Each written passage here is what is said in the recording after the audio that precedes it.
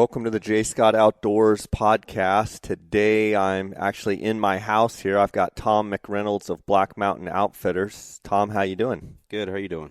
Good. It's good to see you. Last time I think I saw you was up at the Safari Club International show up in Vegas. You had literally people standing stacked like a line to see a supermodel. Yeah, it was. I walked by and just kind of gave you the nod, and you had guys all around you. It was a good show for you? Yeah, it was probably the best trade show that we've ever had in history. I mean, it was pretty insane. It was wall to wall for 4 days straight.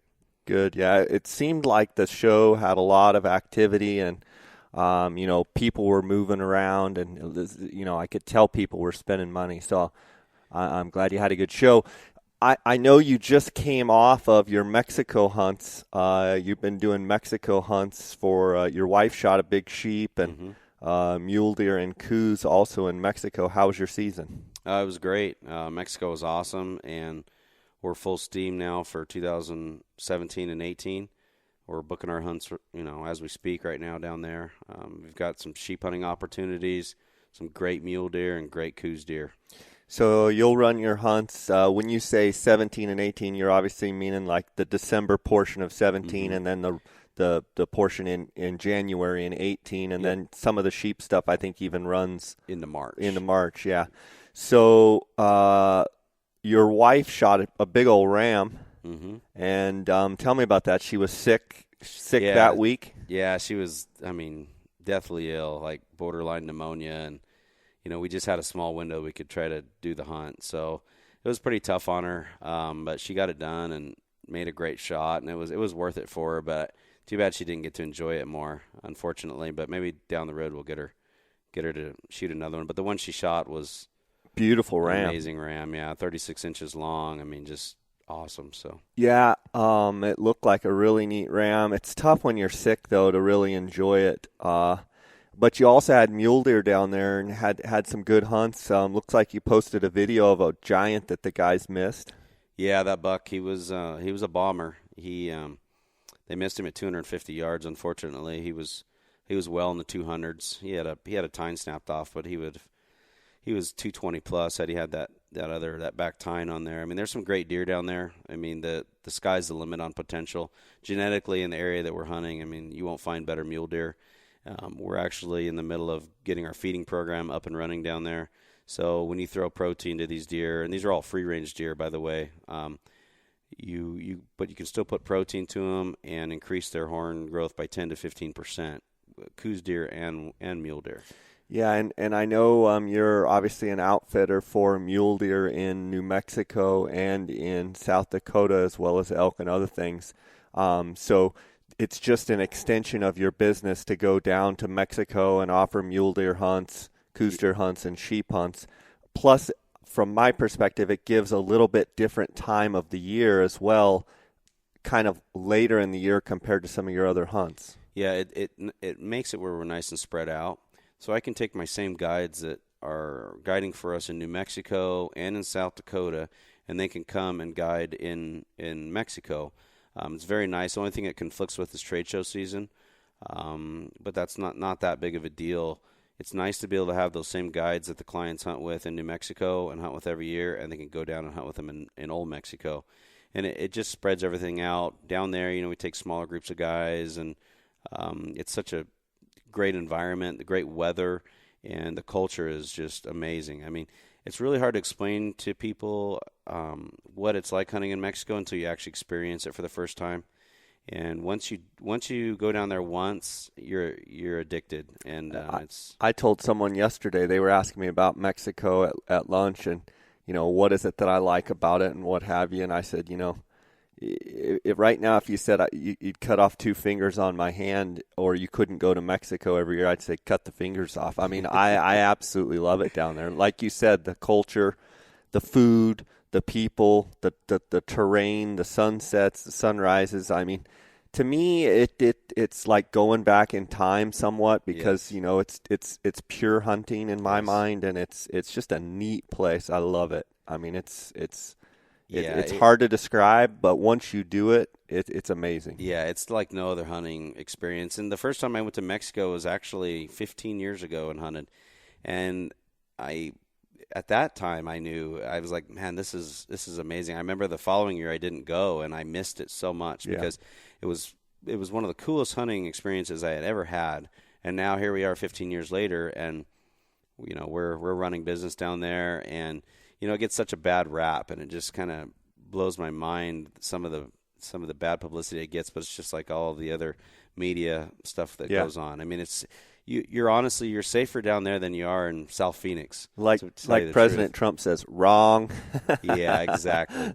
Yeah, you don't believe everything you hear, but one question I would have for you is, like, you're rutting down there on your mule deer, and then you're rutting on your Coues. Some of the places where you're hunting down south, your Coues are rutting all the way into early February. Yes. Whereas, where we're hunting northern Sonora, a lot of our rut is, January 10th through, the end of the month. But I know when I've hunted down south, you get the Coues deer rutting, from maybe the last week of January all the way to the first 2 weeks of February. Yeah, those later dates in January are really good. Yeah. The mule deer will start cranking, around Christmas time. They'll start moving, and then it kind of gains from there. This year the rut was a little late. We were hunting more towards the middle of the month, and the rut was just really kicking on pretty hard, and they rutted hard till the end of the month. Yeah. Coues deer tend to be a little behind the mule deer. So yeah. What we're going to talk about today primarily, we're going to make a little transition here, is talk about New Mexico, because New Mexico it has the application are due, I believe, March 22nd. And had a good podcast with you last year prior to the applications. And I know that several podcast listeners actually booked hunts with you and had some good hunts. I know one gentleman shot a big bull and had another one shot a pretty good buck. Yeah. Tell me about the one bull the guy shot. That was a public land tag and a really easy to draw unit, and it was a muzzleloader hunt, and he shot a 350 plus bull opening morning. Had a great hunt. He actually killed so quick. He ended up that particular unit we don't hunt out of our lodge, but he ended up spending about a week at our lodge hanging out with everybody, and I know he had a great time. The bull he killed was a great bull. We actually just posted it on our Instagram last week, so you can take a look at that. What is your Instagram handle? It's at BMO Hunts. Okay. At BMO Hunts. Yeah, I love getting on there and seeing the photos.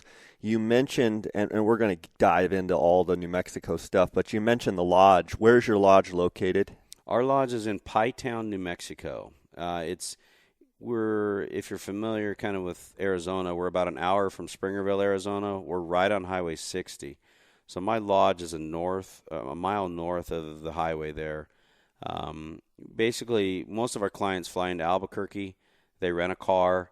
They drive. It's a 2.5-hour drive from Albuquerque to our place. They'll drive out to our lodge, and then we provide all the transportation from there. So that's kind of like the center hub of your hunt, and that's primarily in units 12 and 13. Is that the hub there? Yeah, that's the main hub for 12 and 13. We do, every once in a while, we'll run a hunt in unit 15 or 17. In our unit 10 hunts, those guys, they'll have to camp out or stay at a hotel or something different that's a little too far from my lodge stuff. And the lodge is, I've heard stories talking about the lodge and the atmosphere at the lodge and just how the camaraderie of the people there and the hunters, and it's a real comfortable place. Talk a little bit about, in setting that up, what were you trying to accomplish, and have you achieved that? Yeah, we have achieved it. We have a lot of, it's basically, it's not what you think of as one of these 5-star Texas high fence lodges. It's not like that. This is a lodge that we've designed and spent a lot of money developing it specifically for trophy hunters and, just people that are coming out there to hunt. We've got an 800-yard rifle range. We've got a 120-yard archery range that you can shoot undercover. We have benches set up. We have a really nice setup. We have walk-in coolers, walk-in freezers. We've got hanging rails where we can hang 3 to 5 elk at a time. It's just a very nice setup. The cabins are comfortable. We have a very nice main lodge where everybody comes to eat. We have multiple bathrooms and all your modern amenities we have covered. It's not like staying at the Hilton, but it's very comfortable. Most of our clients, they're not about the accommodations. They're about being comfortable and being on game and being on big animals. So that's what we focus on. Ever since we've had the lodge now, I think we built it about 4 or 5 years ago since we kind of completed that part of it. I mean, it's just amazing to see how our clientele has reacted to actually having a lodge to stay at, because they still get to hunt the same quality of animals, but they have a lot more comforts. And I can tell you we have a lot more repeat clientele that come because we have a lodge now. They like it. It's comfortable, and we have a nice big spread out facility, so no one feels cramped. You have 90 acres there, don't you? Yeah, we have 90 acres where our actual lodge is, and I mean, it's just wide open, so it's nice. We're going to be building a fishing pond and some other things there in the next year or two. We're starting up some predator hunting and varmint hunting this spring, so we'll have some of those to offer because we have so many ranches with prairie dogs and great predators. That's another part of our operation that we're getting ready to develop. Good. And obviously you probably have full-time cooks that are there cooking for everybody. Yeah, that's probably one of the favorite things of clients is our food. We have an amazing cook. He's been with us for years. He actually is the lodge manager. And anybody that hunts with us or has hunted with us in the past knows Brando. Brando's been with me for a long time, and his food is top of the line, and it's he knows how to entertain the hunters also. That's awesome. I want to dive into the quotas and how the New Mexico draw works. And I'm going to state a few facts here, and then I'm going to let you take it over. But 84% of the tags go in a resident draw, 10% of the tags go in a non-resident draw, 6% go in a guide outfitter. I guess it's outfitter draw. Actually, it's 10% go to the outfitter draw, to the outfitted clients, and 6% go to the non-resident, non-guided. Okay, so I got that wrong. So 10% go to the outfitter. Yep. And 6% go to the non-resident, non-guided clients. So you actually, non-residents that apply with you actually have more tag allocations. Than the guy that's just going on his own. Yes. But for the guy that is going on his own, obviously you're an outfitter. That's how you make your living.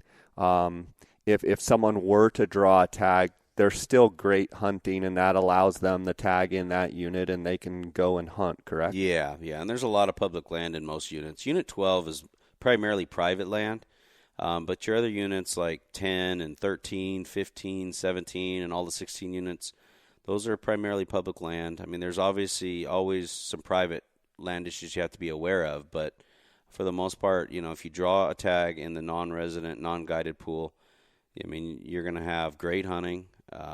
New Mexico's, it's a sleeper, but it's starting to become pretty popular. The Landowner Tag prices we're seeing on the rise because there's a lot of do-it-yourself hunters out there that want to buy unit-wide tags and go do it on their own. Yeah, and one of the things about New Mexico is it's on one hand it's pretty nice because it doesn't have bonus points or preference points. It's just everybody's got the same chance, right? So when you apply, as far as everybody in each particular pool, whether it's the 84% in the resident or the 10% in the outfitter pool or the 6%, it's no preference. Everybody has the same chance. Everyone has the same chance, yes. And from what I understand, it's a $13 application fee per animal, and I believe the license fee is $65. Yes. And so, but when you're talking about elk, a standard elk license is $548 for a non-resident, but quality or high demand is $773. So if you're applying for a quality or high demand unit for elk, you're going to pay the $13 application fee, the $65 license, and the $773, and that all gets charged to your card up front, correct? Yes, and they charge you for the highest license fee of what you're applying. You'll get 3 choices. So let's say that all three choices are mixed. Let's say one's a standard, one's a quality, one's a high demand. Whatever the highest license fee in that category is, they will charge you for that up front. If you don't draw, they'll refund you back that expense on the license fee. So the elk, the elk tag, they'll give you the money back. If you apply for bighorn sheep, they'll give you that money back. Now, didn't it used to be where you actually had to write a check, and I correct me if I'm wrong, but before they allowed credit card applications, I think you actually had to put all the money in. Yeah. Okay, but it's nice now you run the credit card. I mean, they charge it and you get the money back. Yeah, they credit right back, and they do it quick. So I want to dive directly into the units that you guys guide in, and I guess you started with Unit 12 talking about it. I guess we can start there. Unit 12, what you said, is primarily private land. There is some public, but it's primarily private. Yeah, it's primarily private. We've got about 500,000 acres of ranches there. A lot of these ranches are checkerboarded and things. But like our ranches, they landlock a lot of public land that normal public hunters couldn't get to. That's why we encourage guys, if they're going to book a hunt with us, try to book with us prior to the draw deadline, because if we can get them in the public draw and get them a public tag, we can give them access to all this public land that's landlocked. It's a huge advantage. I want to stop you right there just to clarify. So what you're saying is if they come in before the 22nd deadline and book with you, you can put them in the regular draw. The outfitter draw. The outfitter draw, which is then going to allow them to draw and hunt unit wide. If they draw outside of that, then they have to hunt public land or private land. Well, yeah, if they book a landowner tag, then they have to hunt private land. Okay. That's in Unit 12. Okay. Once you get into other units like Unit 13, 15, 17, 10, those units, we don't have any private land there, but you can actually buy unit-wide tags there so you can hunt the entire unit. You don't have to necessarily draw them. Unit 12 is a unique unit because it's what they consider outside of the core, which is the Game and Fishes Management area.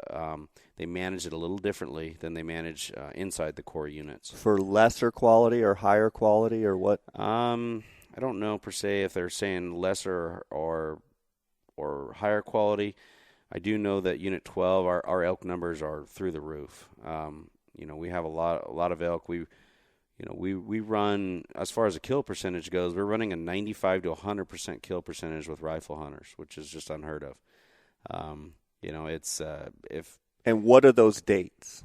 We get to start October 1st, which we get to hunt Peak of the Rut. Since we're an outside of the core unit, we're one of the only areas in the state that you can actually hunt outside of the normal season dates. Most hunts in New Mexico for gun don't start until the middle of October. We start our rifle hunts October 1st, which is Peak of the Rut. So they're full on screaming their guts out. Yeah, I mean, we'll go out and we'll run 100% kill on that first rifle hunt. It's a 5-day rifle hunt, but we'll be done in 3 days. And some great bulls. Like average bulls, what kind of size, and then and exceptional bulls or what? Well, I mean, in 2015 we killed a bull that was 440 inches gross. That's free range. I mean, and we don't no funky business. Yeah, we don't have any. We don't even have any, supplementation programs going on. So that's obviously your top end, but it just depends on the winter and the spring that we have. Everything in that area depends on moisture, and it depends on timing of moisture. In 2015, we had some storms in May that came through, and I really think the timing of that moisture was what really helped, because the fall of 2015 we killed probably the biggest crop of bulls we've ever killed. Our average was close to 350. We killed multiple bulls on the private land in Unit 12 that were 370 to over 400 inches. That year was great for horn growth. And then if you step into just this past fall, it was some of the worst horn growth we've ever seen. And, we were averaging more around that 320 mark. That is about the bottom end that you'll see. The bulls we were killing were 300 to 365. It was really, really hard to kill a bull over 365 or 370. But isn't that, Tom, directly. New Mexico is an arid state, and on years when they have good, timely moisture at the right time in the spring, if they have good winter and good spring, you can have unbelievable antler growth. Yes. And then you can have it at the wrong time or lack of moisture and have, a 390 bull is a 360 the next year. Yeah, people are very shocked when I tell them that we will have a 20 to 40 inch change in horn growth on the average. We killed a bull this past December. This bull he scored in the high 340s, but he had 21 inch first, seconds. His thirds were 20. His fourths were about 18. Then by the time he got to his fifths, they almost didn't even exist, and his beams were probably 8 to 10 inches short. And you can look at that bull and just see. I mean, he's a droughted out elk. Yeah. And if he had been killed on a wet year, that bull was every bit of 370, 380. So it's just a huge difference. And right now, what do you see now? Yeah. We've had, our winter has been awesome. Anybody that lives here in the Southwest knows how much moisture we've had coming through here. We've had probably the wettest winter in many, many, many years. Every landowner I've talked to so far in New Mexico predicts that we're going to have a great spring. If we could get even later spring moisture on top of this wet winter, it'll be, without a doubt, one of the best years in history. So as far as what you have right now with moisture, you're thinking it's unbelievable. If we could put together any storms come May, like you did in 15, you think it could be one of the best years ever? Yeah, and it could be just based upon the snow that we've had so far this year. We'll just have to see. It's really hard to tell. The wind tends to always blow in April and May over there, and it dries out. But typically that snow that falls, that's really what creates that deep moisture in the ground, because it leaches down into the ground real deep. So even if the wind blows, there's still good deep moisture for the roots to get down to. So, the landowners, they know their country pretty well. And, a lot of them have been there for their entire life and multi-generations, and they've all said, we think we're going to have a good spring just because of the winter moisture. We haven't seen winter moisture like that in many, many years. That's great. That's exciting to look forward to. So Unit 12 is the unit that's primarily private. You have over or close to 500,000 acres of private ground. Of ranches, yeah. Our private land, we're in that probably 300,000 to 400,000 acre range. We landlock some stuff. The total ranch acreage is about 500,000 acres. I mean, it's a lot of country. So, and how many? Well, let's back up. In 12, you'll have an archery hunt, correct, for elk, and then you'll have an early rifle hunt and a late hunt. Tell me how the hunt structure in 12 works. Well, on the private land, we actually run 3 archery seasons. We'll run a 1st through the 7th of September hunt. We'll run a 9th through the 14th hunt. And then we will run a 16th through the 21st hunt, and that hunt can be extended till the 24th. That is, more during the peak rut. The bulls will usually start rutting. Generally, they'll start rutting between the 3rd and the 6th. They'll start bugling and kind of getting with it. Believe it or not, our biggest bulls get killed the first 2 hunts, typically. The rut activity is stronger in the later hunt. But you have more satellite bulls get killed then, because when those big bulls get all cowed up, they get real hard to kill. The guys that haven't had a successful archery hunt before, I usually say, come later, experience the rut, get one under your belt. The guys that have killed bulls and are looking for giants and really want to try to kill big herd bulls, I really strongly urge them to come earlier, either the 1st through the 7th or the 9th through the 14th. Just because they can catch those bulls as they're gathering cows. They're more vulnerable. Yep. What people don't understand about our area, what makes it different from a lot of other areas, our bulls don't need to be bugling for us to hunt them. We can glass most of it. So we'll find these big herd bulls. Sometimes they're off on their own. They haven't even gone to find cows yet, and they are way easier to kill that way. Or they'll start going to look for cows, and they'll be around groups of cows, but they're still off by themselves. They're 10 times easier to kill with a bow if they're by themselves and they don't have a bunch of eyes with them. And then on top of it, when you start getting, closer to that rut time, but it's still in the pre-rut, those bulls are callable. Yeah, you can get in there and slip a little cow call, and they're going to be susceptible. So from what I hear you saying is you have the ability to glass, and having the ability to glass allows you to slip a hunter into range of that big bull. And if you can make a cow call at the right time, that's why you feel like those first 2 hunts, as far as killing big bulls, make those bulls more susceptible. Yes. Gotcha. And so you run the 1st through the 7th, the 9th through the 14th, and the 16th to the 21st. Then you have, from what I heard you say, October 1st starts your early rifle, what I would call your early rifle hunts. Yeah, those are 5-day hunts. They're 5-day hunts. Yeah, gun hunts in New Mexico are 5 days. That's just the way the license is structured. We actually run pretty much one bull hunt every week from October 1st through the end of December.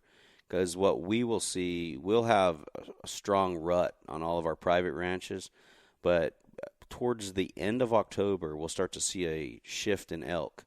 Our rutting elk, especially our bulls, they start to leave. The ones that haven't been killed, they will leave, and then we'll have new bulls showing up, coming in from other areas, surrounding units. We have a lot of reservation land to the north of us. I mean, we don't even really know where these bulls come from, but bulls will just start piling in because they're just cruising looking for wintering country. And that's why some of those later hunts can be really, really good. A lot of times, some of the biggest bulls we kill are in the late season, November, December time. And so we taper down the numbers of hunters we take. So the late season guys, they get a run of a lot of property, and they typically do very, very well. This year in December, we went 100% kill with our late season bull hunters.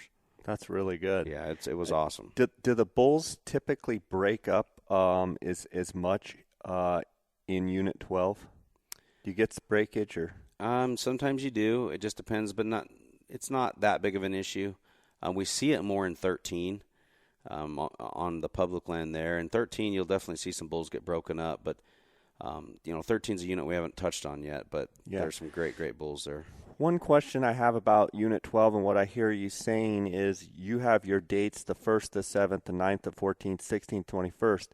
It's private land, so am I understanding that you can set your own dates? Yeah, we set our own dates. Okay, we kind of structure our own internal seasons because we can validate a license any 5 consecutive days from October 1st through December 31st. From October 1st, you're talking about rifle? Yeah, for rifle. And you set your own archery dates as well? Yeah, we set our own archery days as well. Okay, so we're talking specifically in Unit 12. It's not the same for Unit 13 or Unit 10, the other units you guide in. But in Unit 12, you set your own dates. We set our own dates. And then you also set your own dates for the rifle hunts. And that's what you were saying. Your rifle hunts are very successful because you're able to stagger the hunt dates and you can hunt very late into the season. Yes. What would you just say in general, like how many bulls will you guys kill roughly in Unit 12, your operation? Between all of our ranches, we get probably 80 to 90 rifle bull tags, and we'll run a 95% kill. Our average will vary anywhere from 320 to 350 depending on the horn growth. And we generally have 100% shooting opportunity for rifle hunters.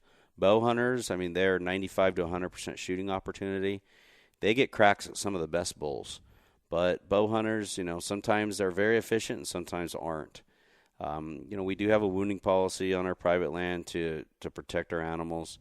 And we age class all of our animals that we kill out there. We do totally independent stuff from Game and Fish. We pull teeth off of all these elk that we kill. We send them to a lab and we get them aged. And our age class is very, very good. Our average age class in 2015 was around 7. Obviously we like to see that even higher, but 7's pretty good. And we age class from unit to unit, so we can break out our bulls we're killing on private land in Unit 12 versus our public land bulls in Unit 13. And we can touch on that a little later. For sure. Guys, I want to take just a second here to thank the sponsors of this podcast. I want to thank my title sponsor, GoHunt.com Insider, for their loyalty and their sponsorship of this podcast. I'd also like to thank Coues.com, Phonescope.com, and the Outdoorsmans.com. You can check down in the show notes to see the different J. Scott promo codes and the discounts that you can get with these companies. Without them and without you, this podcast wouldn't be possible. And I just want to thank you and thank the sponsors for their support. topographically or geographically, as far as talking about the terrain in Unit 12 compared to Unit 13, are there many differences, or is it pretty much the same type of country? It's the same type of country, but Unit 13, 12 is a little more open, a little more that deserty type, open. There's more open country. It's a little more glassable. 13's a little thicker, a little more rough country in there.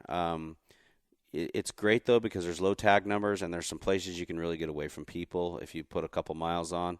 Some really neat areas. But it is definitely, 12 is more glassable than 13. Some areas in 13 you can't glass at all. Unit 10 is, they got to be bugling in that particular unit. Because it's thick? Yeah, it's very thick. If they're not rutting there, it can be a little tougher of a hunt. It's a little thicker. It's just not quite as deserty as Unit 12 is or Unit 13 is. It's a little more pine and what you think of as typical elk country. I'm looking here on my iPad at the GoHunt.com Insider. Has the draw odds, and it breaks it down in the guided and the unguided for non-resident. And one of the things I'm looking here at Unit 12 is it has Unit 12 September 15th to September 24th, 34 applicants, 2 total tags, and 8.7% draw. It shows Unit 12 September 1st to September 14th, 39 applicants for 2 tags, 7.6 draw. Whereas the non-resident, it's Unit 12, 41 apps for 1 tag, 3.2%.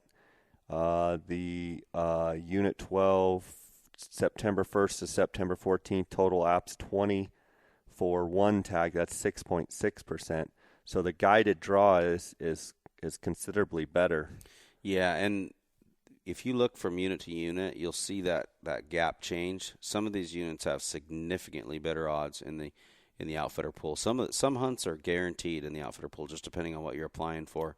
But you also have, speaking about draw, but you also have landowner tags. So if people want to hunt elk, they contact you. They can buy tags either in 12 or 13 and hunt directly with you next year, the year after. They can be consistent hunters in New Mexico every year. Yeah, I mean, we have clients that come every year. They've hunted with us for years and years and years, and they book their tag for the next, they'll book it for the following year while they're still in camp because it's just what they do. Sometimes they'll bounce around and hunt this unit or that unit.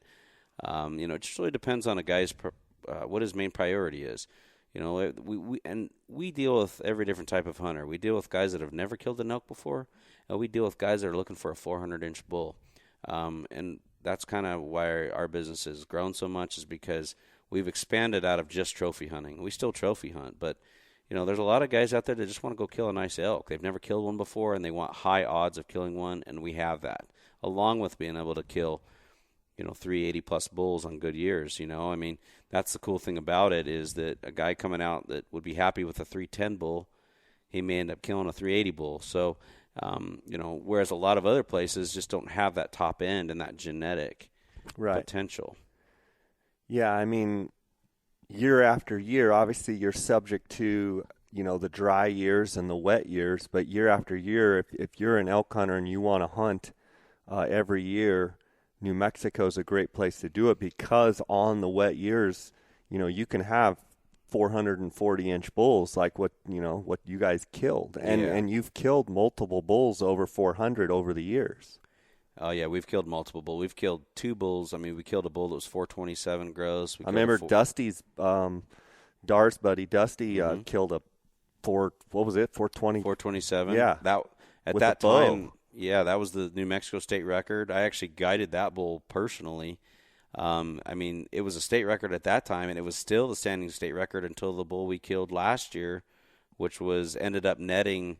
He grossed really through the roof. He netted 2 inches bigger than Dusty's bull.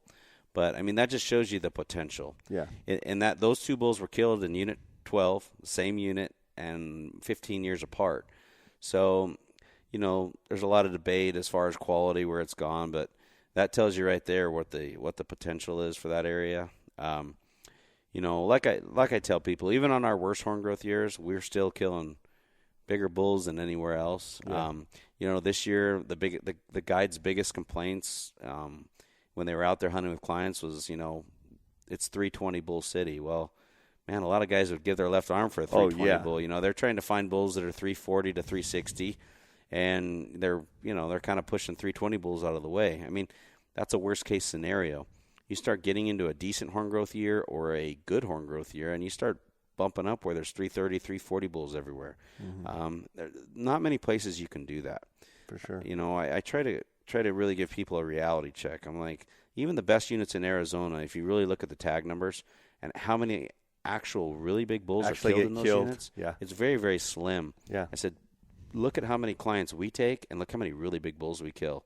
It's a whole different ballgame. That's the reality of it. I mean, I've had the opportunity to hunt some of the most premium units in Arizona, and I would take one of my New Mexico tags any day of the week over those just because there's less hunting pressure. Sure. Makes total sense. And that's something I wanted to touch on, too. Perfect segue is, while you do have this quality, the other thing you have in Unit 12 is you have quality of hunt because you don't have people running around everywhere. It's all private land. And we have a very organized system, and you go out there and you've got all that land yourself, and, you know, the guides all work together. They know where, you know, the other hunters are and the other guides are, and then when they fill out, they know of a big bull, they pull one of the other clients over to hunt that bull, and it just works great. I have a great team of people that work together to do that. Do you see the bugling and the reaction to calling and such on the private ground definitely better than some of the public ground where they're getting constantly harassed? Yeah, the bulls, and that's why I tell novice elk hunters that are coming to kill an elk for the first time or haven't done it, I'm like, come hunt the private first because you're going to have a great experience. The elk there aren't as educated. We have more control over what's going on out there and the pressure and the waters. And you know what I mean? It's such a more controlled environment, and it's such a great experience. I really persuade people their first time, if they haven't done it before, they need to come hunt the private land to get that experience. Yeah. Let's talk a little bit about your antelope and your deer in Unit 12. I'm assuming that you hunt both deer and antelope in Unit 12. Touch on that briefly. Antelope, you won't find better quality. We're averaging 83 to 85 inch average. Average? Yeah, average. I mean, we're killing on that hunt. I mean, you should not be shooting anything under Boone and Crockett minimum. We kill some great antelope. This year we had a couple bucks that were around that 90-inch mark that were missed. I mean, And this is on your private ground? This is on the private land, but we get very, very limited tags. This is, these are very exclusive hunts on that land. I mean, we've got some incredible antelope. And the antelope, it's kind of funny. The antelope we see, their horn growth is a little different than the elk. On those dry years, they just, through the roof. Why? I've always heard that. What's your opinion? Well, it goes the same for the deer. Last year, we had the worst elk horn growth we've ever seen, and we had the best antelope and the best mule deer horn growth we've ever seen. It's because, from what I think, and I don't know for sure, but I think it's because they're browsers. And on drier years, that browse is very concentrated, and they end up eating the same amount, but they're getting a higher density of protein. That's all we can figure out, because it always goes hand in hand. When our elk are big, our deer and our antelope aren't quite as good. And when our elk are the horn growth is down, our antelope and our deer are through the roof. And, we hunt in other areas where that doesn't seem to be the same, the same situation, but in that part of New Mexico, that's what we've seen very consistently. But even on the worst years, we're still killing great antelope in Unit 12. So you've got archery hunts, rifle hunts. How do you structure it? Can you name your own seasons too in that? Well, kind of. If a guy wants to hunt with a bow out there, we have some amazing opportunity, but they need to draw that tag through the outfitter draw, and it's a pretty easy tag to draw. Really, the odds are very good on it. Because with an archery tag, if you draw it in the unit-wide draw, you can hunt anywhere you want. Or, you can hunt any private ranches, or you can hunt any public land. The landowner tags can be used on that hunt, but most guys buy them to hunt during the rifle season, which is in October, because they want a higher opportunity to kill. Right. The only thing that people have to be aware of in New Mexico on rifle hunts, when you apply for a rifle hunt, the Game and Fish actually, if you draw a public tag, they will allocate you to a ranch. So that's the one situation where you have to be careful of applying. If you want to hunt a specific ranch, you have to buy, with a rifle, you have to buy a landowner tag for that ranch, because if you put it into the rifle draw and happen to draw, they can put you on any random ranch in that unit or in that group of units. So can they put public hunters on your ranches? Yes, they can. Yeah, they do, because that's part of the agreement with Game and Fish that the ranches have to make. They take a percentage of your public land that is on your ranch, and then they allocate that percentage in like a tag, allocation to the public land hunters. So there will be public land hunters. Any ranch that has antelope landowner tags will have public land hunters hunting on there. And do most of the time, do the public hunters come and meet with you, and you guys all work together, and so you're not? Yeah. They call into the ranch headquarters and get access. And believe it or not, I mean, most of the public land hunters, they don't usually take it too serious. They'll go out and shoot the first buck they see, and it's not a big deal. A lot of times, we don't really worry about them, and sometimes we even start our season a little bit after theirs, just to let them go ahead and have their hunt, and then we're not running into them, and it makes it a little better situation. So, okay, what about your deer in 12? I mean, all I can say is that we have some of the best deer in the country there, and as soon as we see them when they're in velvet. And we always get them on trail camera, and we see them during the archery elk seasons. And that's something that I failed to mention, that on our archery elk hunts, that is a combo hunt, that we let those hunters have a private land deer tag, an archery tag. So every year we have archery elk hunters that either miss or kill some really great bucks. Because the deer in that unit, when they're in velvet, you'll see them. They're way easier to find. They stay predictable. They stay out during the daytime. Once they go hard horned at the end of September, there's a muzzleloader hunt right at the end of September that we'll take a few clients on. And some years they're still in full velvet. Some years they're already hard horned. It just depends on the year. And once they go hard horned, they disappear into the junipers, and they get real hard to find. And then our rifle hunt is in late October, and we took one of your listeners last year. He killed a nice buck. That's a hard hunt, though. I mean, you're talking low kill odds. You have the chance to kill a monster. But, I mean, when I say monster, we have deer well in the 200s. I mean, there's just some great deer in the unit, great genetics.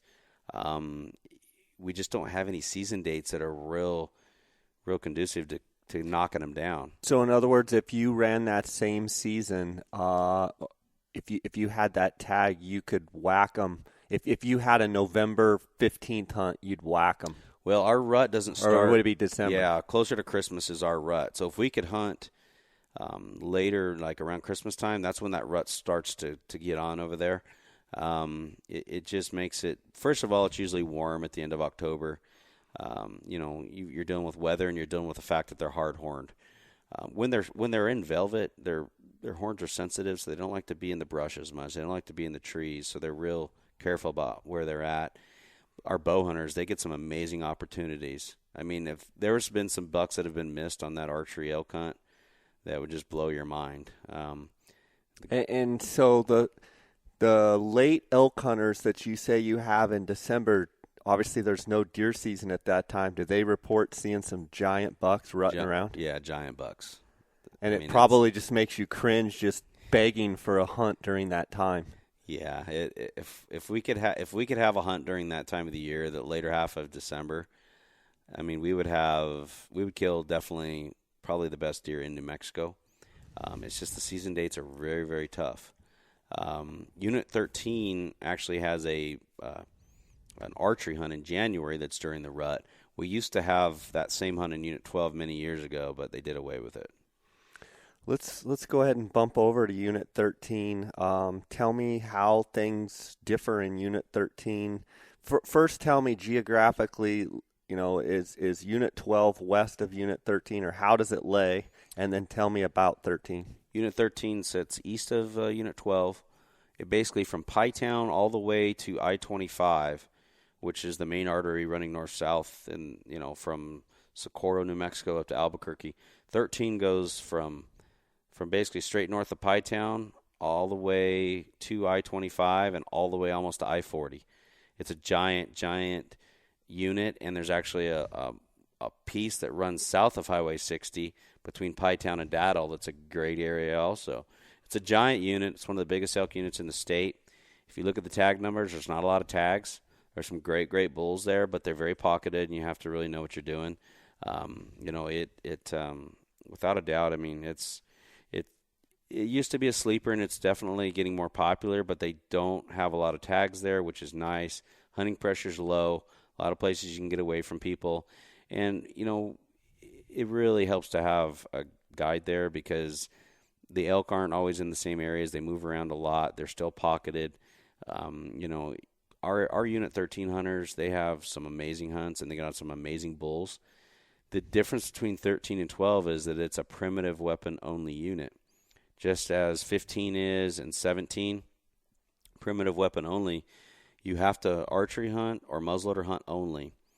The muzzleloader hunts don't start until mid-October, which takes them out of the peak of the rut. It's more on the tail end of the rut. So those bulls never get hunted during the peak of the rut with a gun.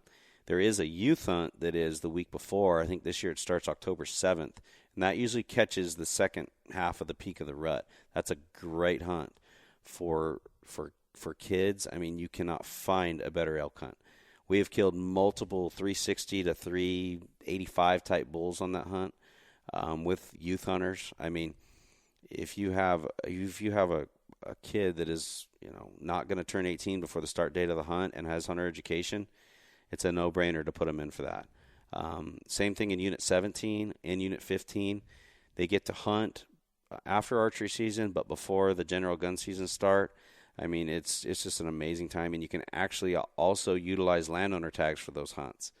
I know a lot of parents don't, want to spend that kind of money, but if, you have a child that's getting older and you want to give them that opportunity to hunt that early, you can buy a landowner tag, you can validate it, and actually hunt during that peak of the rut time with a muzzleloader. And you've killed some great bulls over the years, and that's in 13. Tell me about the archery hunt. How many season dates are there in 13? And those are different than 12 where you're dictating this is public ground now. What are the season dates, and how does that work? Well, in the actual way the Game and Fish sets up the season in Unit 13, and they do it the same way in 15 and 17, they have a season date the 1st through the 14th, and then they have a 15th through the 24th. We still, for our purposes, structure our seasons the same way, which is I'm a fan of this whole split season because it's enabled us to do this very smoothly, where we run our hunts the 1st through the 7th and then the 9th through the 14th. But when you're actually applying, you'll see that there's just two separate hunts.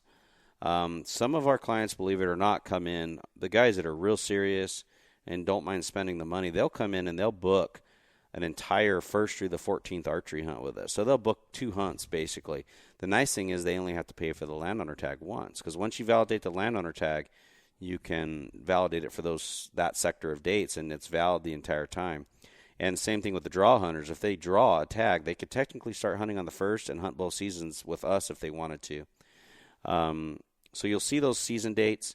Your rut is obviously stronger, the 15th through the 24th, but those pre-rut dates, the 1st through the 14th, are awesome for killing really big bulls. The biggest archery bull we killed this year was killed on, I believe, about the 10th, and that's pretty typical. And it was one of the biggest archery bulls killed in the state this year. It was well in the 380s. It was a public land bull.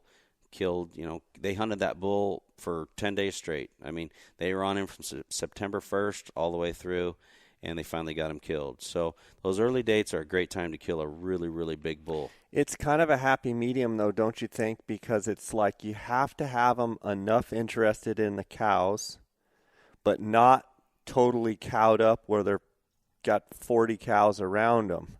So it's like that that 7th, 8th, 9th, 10th, 11th, kind of those dates right there when maybe if you're, the end of, August 28th, 29th, 30th, September, 1st, 2nd, 3rd, they're still maybe off by themselves, not even interested in cows. And then all of a sudden they come and they engage with the cows, and it's almost like they get a taste of it. Yep. They get it, and they're like, oh, it's time. Yep. And then that's when they make their mistake. And I would agree with you. And all the scouting and stuff I'm doing, you'll see bulls, and then all of a sudden that switch will flip. And it's not like they're going crazy, they're bugling like crazy, but they've engaged. They've finally gone from hanging with their buddies, rubbing their velvet, then kind of being by themselves, then engaging with the herd, and that's when you're going to whack the bigger bulls. Yeah, and sometimes, it is. That's a key time there, right before that rut kicks on. A lot of times, though, we'll find those bulls the first, anywhere from the 1st through the 7th. And I've watched it like clockwork. You'll be glassing an area, and you'll see a giant bull all by himself up in a little pocket. And there'll be cows close, but they'll be 2 or 3 miles down the valley. And you'll watch that bull up there, and that's the time to kill him. Because, he's very easy to get in on, and we do it all the time. But literally, you'll see that bull there maybe for the first 2 days of September, and then instantly, the very next morning, he'll be 3 miles away with those cows. Yeah. And it's almost like they'll come close to an area, they'll stage for a little while, and that's typically the areas you'll see a lot of rubs and things. Yeah. And they'll be hitting tanks. If you can find a bull like that, and that's what we have to do for that September 1st to the 7th. We're out there that last couple weeks of August. We're looking for those bulls, and we're trying to get them killed the first 2 to 4 days of September before they get with those cows. Right. But all of a sudden, they'll be gone from those spots. And if they're gone from those spots, they're with the cows. It is just amazing how it happens. Yeah, and I know as a guide, you're kind of trying to see where that transition area is, and you're trying to keep an eye on the cows, and you're trying to catch those couple days where they're going to be come check the cows and might leave and go back. Then they come check them again. They leave and go back, and your opportunity as being able to glass them, being able to get on them as an archery hunter, that's your window. Yep. When they're not locked in with the cows, but they're interested enough where they're off by themselves, they move in, they check, they leave, they move in, they check, they leave. That's where you have opportunities to slip in. That's where you have opportunities to maybe give them a little cow call, and they don't have all those eyes around them. Yeah, and once they get all those cows, it just becomes a mess. It's very, very difficult. Now I'm looking at the Go Hunt Insider odds again here, and on the guided draw for the September 1st through the 14th, there was 186 applicants for 18 tags, 14% draw. The September 15th through the 24th, there was 215 applicants for 13 tags, a 9% draw. And then the non-resident, non-guided was a 4.9% on the 15th through the 24th, and 11% on the 1st through the 14th. So the guided draw definitely better odds. One thing I heard you say about the landowner tag, if someone buys a landowner tag in 13, does that allow them to hunt the whole season if they structure it with you to hunt the whole season? Yeah, they can. So legally they can. What was that? Legally, it's good for the whole time. Yeah, legally it is. So a landowner tag, if they get an archery landowner tag, a unit-wide tag, they have to pick which season dates they want to validate it. So they either have to validate it for the 1st through the 14th or the 15th through the 24th, and it is legally valid the whole time. We structure our seasons for our own purposes. We do a 7-day and a 6-day hunt. But some of our guys, like I said, they'll book and they'll hunt the entire time. Yeah. In 13 is a much bigger unit than 12. Within Unit 13, is there also some private as well? Yeah, there are some private ranches. There is quite a bit of Indian reservation land, a lot of checkerboarded stuff. So 13's got a lot of little hidden gems in it that you really have to know your stuff to be able to hunt. And the reservation is the Zuni, right? It's actually the Acoma there. Acoma, okay. Yeah, the Acoma and the Laguna Pueblo or Laguna Pueblo. Yeah, those are the Acoma is the biggest reservation. But the twist of that is there's a reservation. Some of those bulls slip off and come in to rut in 13 and move around as well. Yeah, you'd be amazed at how much those elk move out there. I mean, they move a long, long ways. We've had elk that we've actually had on our ranches in Unit 12 that show up over in Arizona on hunts over there where we have reports of. And these bulls are unique bulls. That Unit 1 or Unit 27 over in those units? Yeah, you'd be amazed. 2A, 2B. 2B, yeah. And we have these bulls on trail camera on private ranches in Unit 12, and all of a sudden we'll see them over there. I mean, 50 miles away, 40 miles away. They go a long ways to rut sometimes. And we know these bulls because they're unique. They have a deformed pedicle, you know what I mean, things Kickers like that. And, yeah. But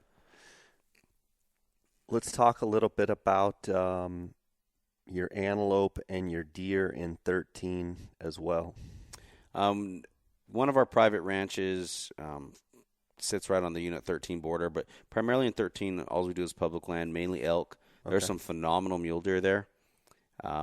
If a hunter wants to do a late season archery hunt, we can do that. What we try to do, if we have a hunter that we know is going to book a landowner tag in Unit 13 for archery elk, we will go ahead and put them in the draw for deer also to try to get them that tag. So they can have it at the same time. They can have it at the same time. There's some great deer in Unit 13, but once again, it's real thick. It's a little thicker than 12, and you got to catch them when they're in the velvet. So, there's gun seasons in 13, but it becomes even more difficult to hunt than Unit 12 because it's even thicker. So, yeah. What about the deer the antelope in 13? Great antelope. None of our private land sits over there.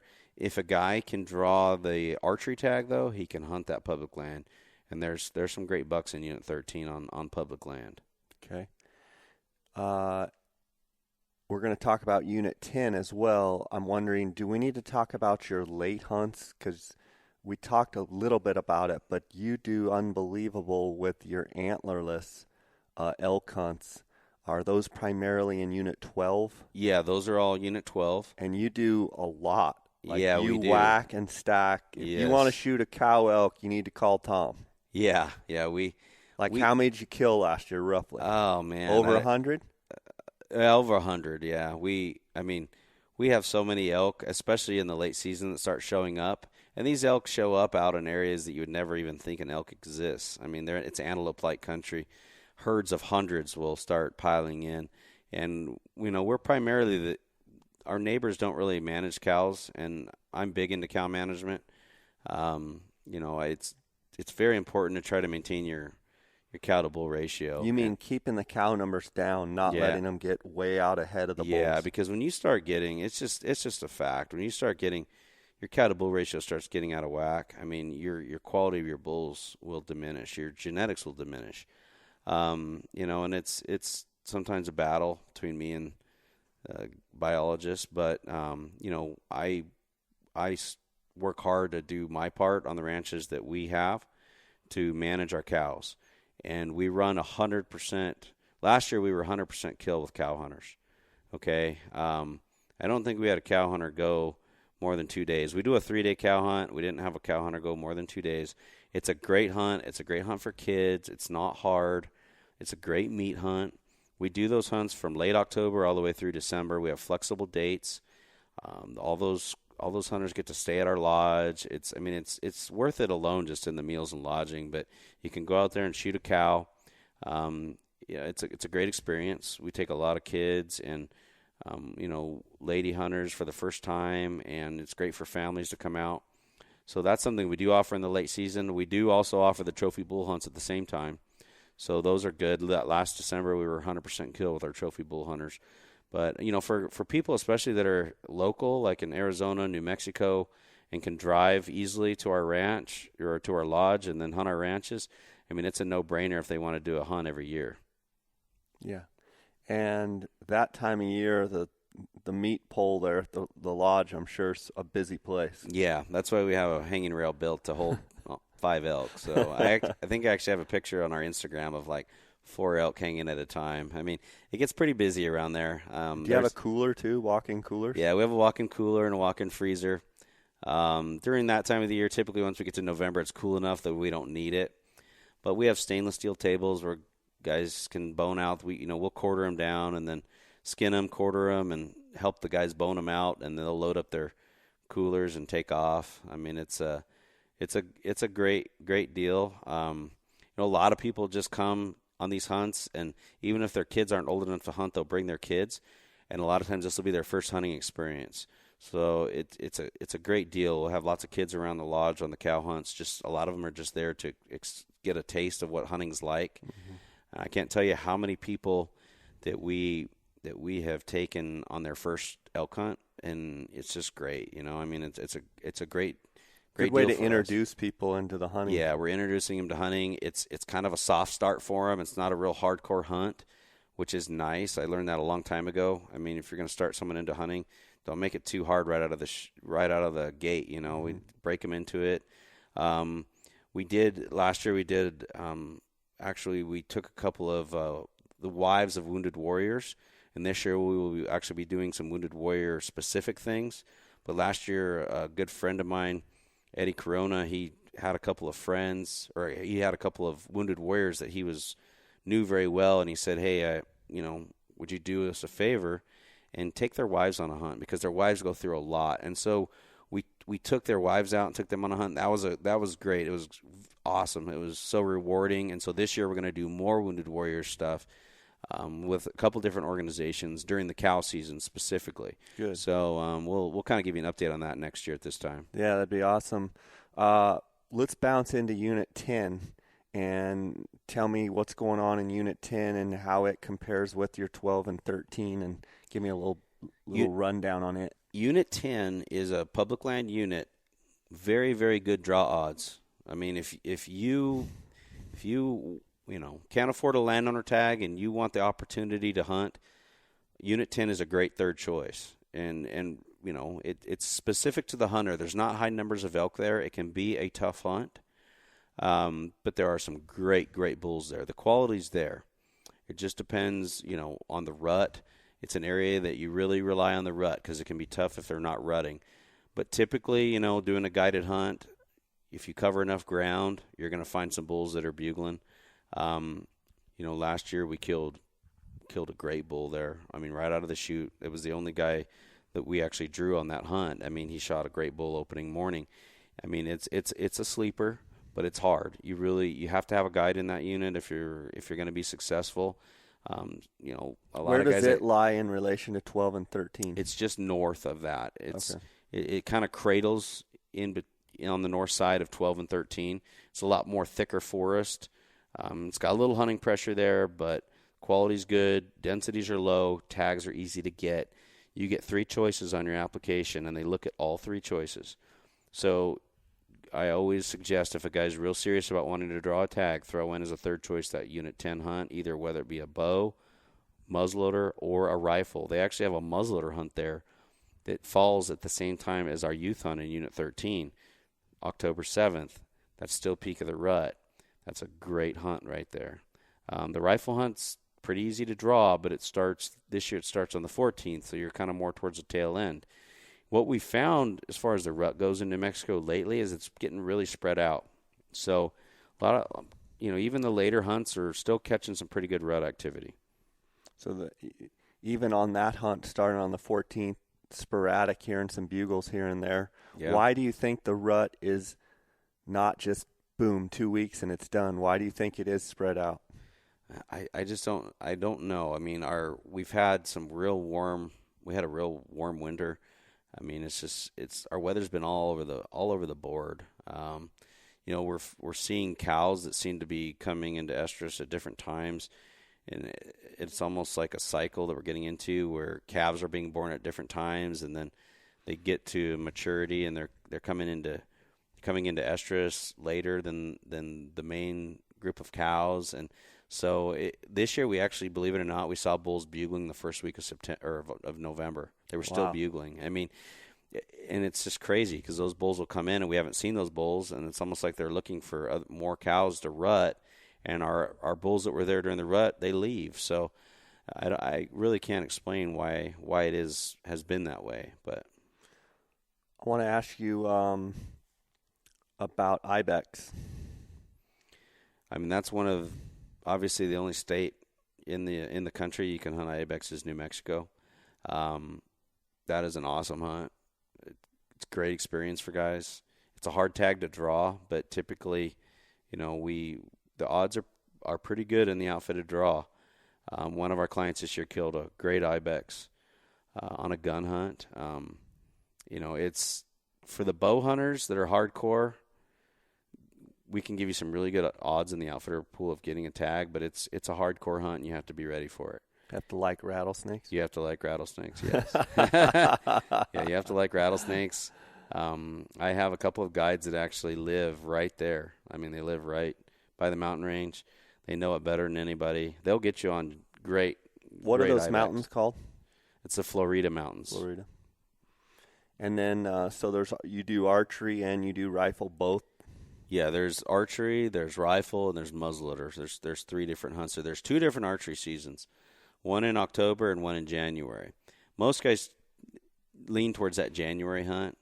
That October hunt is a lot easier to draw in the outfitter pool, but it's kind of during the peak of the rest of the hunting seasons. It's early October, and you will basically, your rattlesnake factor is huge on that one. Some guys have even reported seeing rattlesnakes in the January hunt, but that October hunt is a snake-infested hunt in October. So there's 2 archery seasons, and then you've got a muzzleloader season, and you've got a rifle season. Okay. Those animals are unbelievable, aren't they? Yeah, they are. They're pretty tough. I'm looking here, too, and it looks like Oryx and Ibex is $1,623. So you would have your application fee of $13, your license of $65, and then $1,623 for Oryx or Ibex. And obviously, if you don't draw, you get that money back. So New Mexico is one of those states that, I mean, if you've got a fairly high limit on your credit card, you might as well put in for stuff across the board and try for it. Yeah, your odds are really good. I mean, if you compare it to other states, your odds are great. And you've got equal odds because there's no points. Yeah. So, I want to talk to you. I know you've got a new opportunity in eastern New Mexico, and I know we've talked basically about western New Mexico. mm-hmm. You've got a great opportunity in eastern New Mexico, and you're booking hunts there. Tell me about those units and what you have going on there. One of our main landowners over on the western side of the state, they own ranches all over, and they own close to 300,000 acres on the eastern side of the state. So they asked us to take over the hunting operation there, and it actually hasn't really been hunted at all. So it's kind of a cool opportunity. Some really nice mule deer, high numbers of antelope. We have some landowner tag opportunities there. We have a lot of country.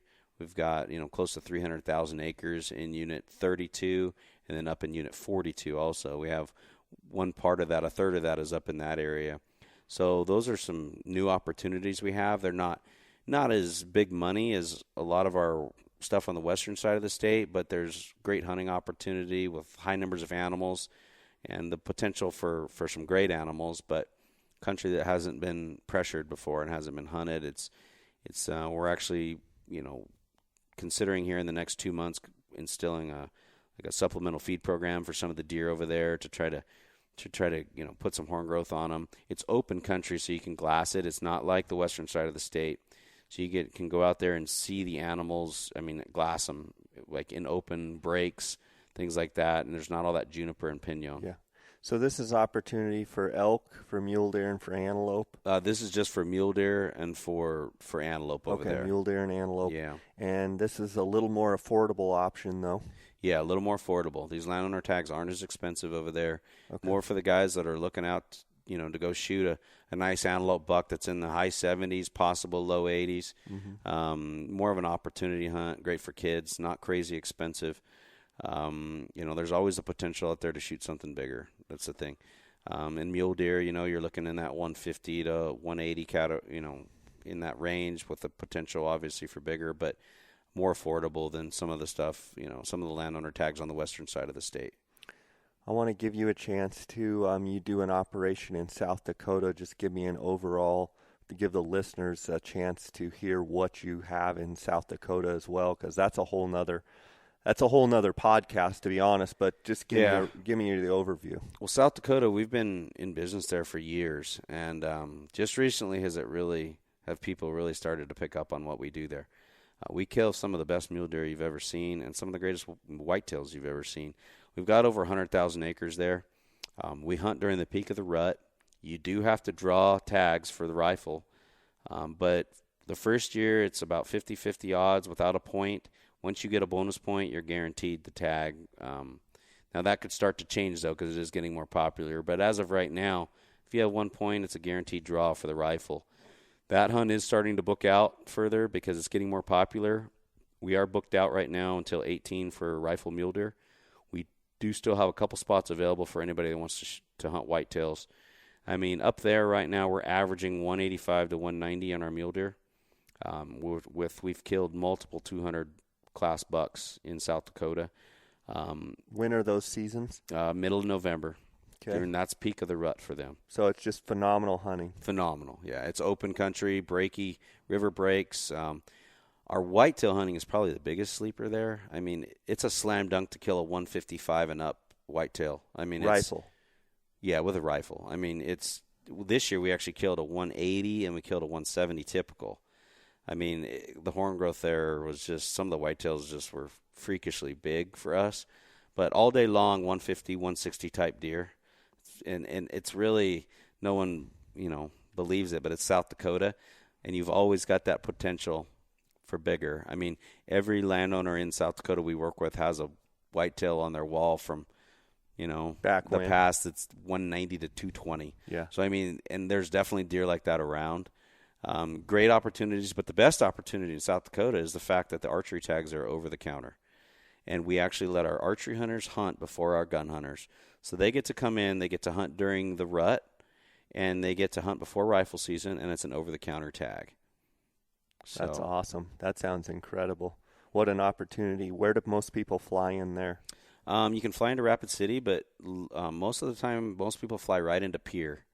Pierre is the state capital. It's right in the middle of the state. You can catch a Southwest flight into Denver or Minneapolis, and then there's a company, Great Lakes, that has it's a $99 flight. Commuter. It's cheap. Yeah, you jump on it and fly you right into Pierre, and then there's a shuttle that takes you right over to our hotel. It's a hotel hunt.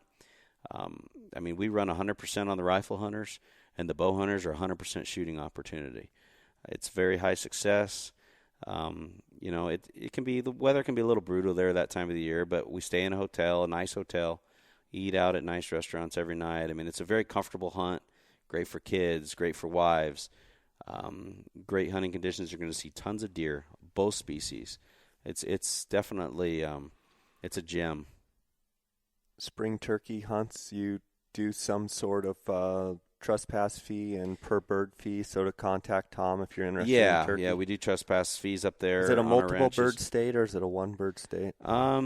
With the bow, I want to say it's a multi-bird situation on the archery. It depends on the tag numbers, and I can get people all that information, but we do trespass up there. We have tons of turkeys. I mean, it's one of my landowners actually I partner with up there, and so anybody that wants to go do that, I put them direct contact with him, and then he can get you on the ranches, show you everything, and it's a great place to turkey hunt. I mean, high success. I mean, there's lots of birds. It's a lot of, I'm personally haven't turkey hunted a lot. I'm not real experienced, but that's where I've done all my turkey. You just don't have any time. Yeah, I don't have any time. But let me tell you, the turkey hunts that I did up there myself, it was a blast. Just stupid. And I'm probably pretty spoiled because we have a lot of birds there. Yeah. So, okay. I want to have you, unrelated to your guide business, or related to your guide business, either way, rank other units in New Mexico that you're familiar with that you think, would you say 16D is the best unit in the state? Not talking about your units, just for general draw hunters that are listening, give me the rundown on what you think is the best opportunity for a quality hunt. You'll hear a lot about 16D. There's some great bulls there, but those tags are really hard to draw. Any of those 16 units can produce a monster. So 16A as well. Yeah, those are great units. 16E, you're dealing with some private land there, but any of those 16 units, those are probably the most coveted units in the state as far as trying to draw. They kill some great bulls. They obviously do kill some 400-inch bulls. Me personally, I don't think they quite have the top end like we do as far as killing 420 to 440 type bulls. But down there, they're probably not as we personally don't hunt it much because it's just way out of our area. It's too spread out for us. But from what I hear from the guides that know it really well, they're not dealing with as much horn growth issues because just there tends to be more moisture in the ground down there. We're more of a high desert area, so we get more affected by the drought. Yeah, down in that country, you have a little bit more consistency, I think, in your horn growth, just like you'll see in units 1 and 27 Arizona, because if you look at it, they're directly across from each other. So, yeah. So what would you say about the 15s? 15's a great unit. There's some giant bulls there, but you're going to have more hunting pressure, and the landowner tags are more expensive. We always end up with a few landowner tags in 15. There's some great bulls there, and we've got guys that know it very well, and you can always kill a monster there, but look at your tag numbers. There's a lot of tag numbers. There's a lot of pressure, so you kind of got to be careful for that. What about 17? 17's great. There are some great bulls there, but you need to be in good shape to hunt that unit, and that's why we are real particular if we take anybody to 17 because 17, I mean, you've got to be very, very in shape. You got to be willing to cover some miles and go straight up and down because it's rough country, and that's for your guys that are younger and in really good shape. 17's got some tremendous bulls. What about 34, 36 over by the Mescalero? There's been some great bulls killed down there. I personally haven't hunted down there, but I have guides that have hunted it a lot. There's very high densities of elk down there. Your genetics don't seem to be quite as good as up in our area, but there's a lot of elk. High kill percentage. There's some nice bulls, and they have killed some great bulls down there. There's a couple bulls I've heard of in the past 2 years killed down there that have been really, really, really good. As far as elk hunting goes, there's a lot of elk, and it's a great opportunity. What about 23? 23, I actually spent a little time in that unit this year. There's some really good potential there. Sleeper. It borders unit 20, 27 Arizona, and there's some good bulls that are floating back and forth there. So for a guy that's willing to get with it, especially a do-it-yourselfer, I would say that's a good choice. Any units that I didn't mention that you would say are a sleeper unit there for someone, maybe not a high success, but a sleeper for a giant? The problem is all the sleepers have kind of awoken. It's just anymore. There's nothing that's really a secret. It really comes down to how tough of a hunt are you willing to endure. When I say tough, I'm not saying physically tough. I'm saying, it can be mentally tough. You're not going to see a lot of elk. You got to cover a lot of ground, and a lot of guys get frustrated with that. And that's kind of where we built our niche was hunting areas like that because it takes a lot of work, a lot of scouting. The elk are never in the same areas each year because they move around a lot. I personally prefer to hunt areas like that, and I prefer to guide in areas like that because it creates a niche. Not just anybody can just go out there and just get on a big bull. You really got to know your stuff. You got to know your access points. You got to know where the elk are going to go if that area doesn't have rain that year. Where are they going to move to? There's a lot of different X factors there that as you hunt over time, you can put all those together and be successful year after year. Whereas a typical do-it-yourself hunter, you can't just come in and be right on big bulls right out of the chute. I like to stay away from units like that just because, there's no niche there for what I do. So sure. Obviously, your clients have killed some giant bulls, but you're no stranger to a big bull yourself. You've had the fortune to kill some giant bulls yourself. Tell me about a few of them. killed a giant bull in Unit 12 on public land a few years back. It was actually on the cover of Eastman's. That was a public land hunt. I had the privilege of hunting with Guy on that hunt. He killed a great bull. Also, that was a public land tag in Unit 12, and the cool thing about Unit 12 is if you have the right access to get into public land, you can definitely get into some giant bulls. I actually killed in 2015. I hunted Nevada and killed a great bull there, and I turned right around and came down to New Mexico, and I kept one of my Unit 13 Landowner Tags, and killed a bull that was 390. It was 390 typical gross and 383 net in Unit 13 on public land. I mean, yeah, I've killed some big bulls. I mean, probably my biggest passion is archery elk hunting. I wish I had more time to do it. You know, I had a Unit 27 tag this past year, and honestly, I just don't have time. I have to take care of clients and make sure things are going smoothly for them before I get to hunt on my own. So usually when I hunt, I just try to piece together a half a day here, or, you know, a little time here or there, whenever I can actually get out and do it. But I miss that part of it for sure, being able to go at it for 7 or 10 days straight. But, you know, maybe one day. We'll see. Yeah. You have hunting operations all over. We've talked about them in the Southwest. It's obvious you love hunting. It's obvious you don't do it just because it's a business. You have to love hunting. Yeah. Do you feel like your love for hunting goes away at all, or do you feel like you're every bit as passionate with the upcoming seasons and just looking forward to it like you were? Oh, I'm definitely as passionate. You know, summertime, about July, you start to get that itch. Yeah. It's you know, you start to learn how to manage, and, you know, the main priority is taking care of the clients. And I have such great people that work for me in my operation that I can see the light at the end of the tunnel, because, you know, as people come on hunts with us, a lot of these clients have been hunting with us for years, and they have certain people they like to hunt with, and it's great because it takes the pressure off me. And I keep my passion for it, but I have to, you know, I tend to take hunts and go to other states and do different things that are kind of on the side where, you know, I can really focus on having a good time. And, you know, when I hunt on my own now, I focus on just having fun. It's not serious to me, so I don't really care if I kill a giant animal. I mean, I ate so much tag soup this year that your head would spin. I had some great tags, and I didn't have time to hunt, and that's fine because my clients were happy. We had a phenomenal season, even though it was down horn growth, and my business is better than ever just because we've always taken care of our clients, and we continue to do that. And you know, I'll always have opportunities down the road to hunt. So, you know, right now it's all focused on clients and trying to make sure that everybody's experience is the experience of a lifetime. And that's what continues to grow our business and why we've been able to expand into other states.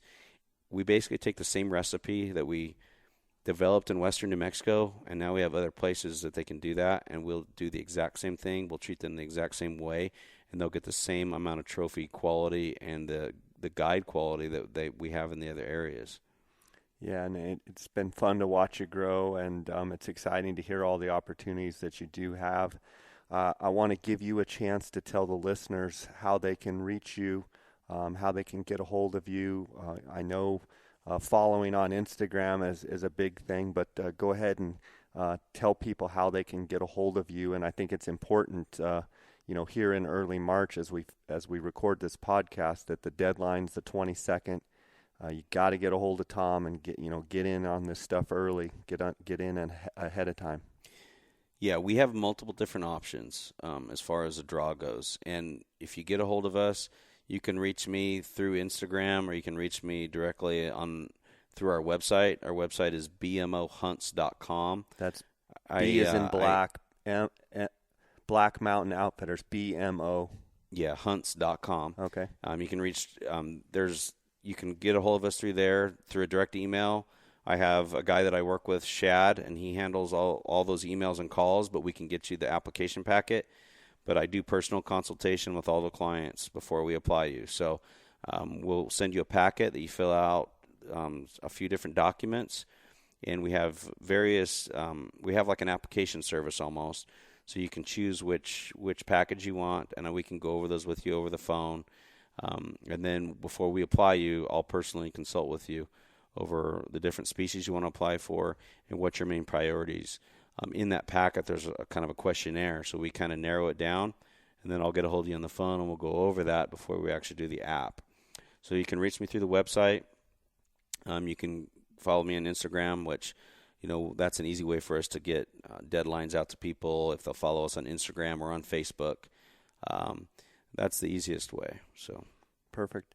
Well, it's like I said, been great watching you grow your business. I've known you for I don't know how long now. We're both getting a little longer in the tooth, but it's been fun to watch you really grow and do a great job, and to hear all the successes that you've had. And just thanks for spending time with us last year on the podcast. I'm glad a few listeners were able to capitalize and come hunt with you, and hopefully some more will do the same. And I'm excited to see your Mexico operation, and just wish you the best of success. It's funny, we only live about a mile apart here, and it's great to be able to get together in person and do this podcast in person. So, I want to encourage the listeners out there to get a hold of Tom and find out what opportunities might suit their needs best for New Mexico. Yep. We have a lot of different opportunities. I mean, it's just something that if you want the best odds of getting a tag, really it is truly the best odds in the country because there's no points. And high quality. Great quality great animals. Success and high quality. Just jump on our Instagram and take a look. I mean, I haven't been the best at updating my website, but if you go on my Instagram, you're going to see a lot of current stuff.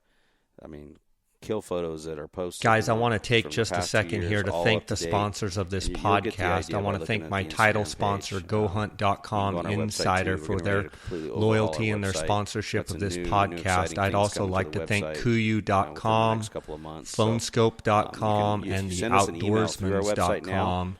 You can check down in the show notes to see the different J. Scott promo codes and the discounts that you can get with these companies. Awesome. Without them and without you, this podcast wouldn't be possible. And I just want to thank you and thank the sponsors for their support.